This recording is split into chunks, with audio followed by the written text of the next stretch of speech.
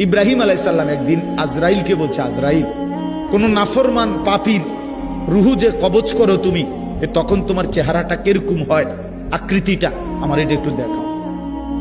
হযরত ইব্রাহিম আলাইহিস সালামকে আজরাইল বলছে, আল্লাহর কসম হে নবী, আপনি সহ্য করতে পারতেন না, আপনি এটা দেখতে চাইেন না। ইব্রাহিম আলাইহিস সালাম বললেন, না, আমার একটু হলেও দেখাও। তো আজরাইল এই বিভৎস আকৃতি, মানে নাফরমানের জান কবজ করার সময় উনার যে চেহারার আকৃতি হয়, এই চেহারাটা ধরে ইব্রাহিম আলাইহিস সালামকে দেখাইলেন। বিশ্বাস করেন, এই কিতাবে আছে, ইমাম কুরতুবীর কিতাব, ইব্রাহিম আলাইহিস সালাম একটা চিৎকার মাইরা বেহুশ হয়ে গেছে।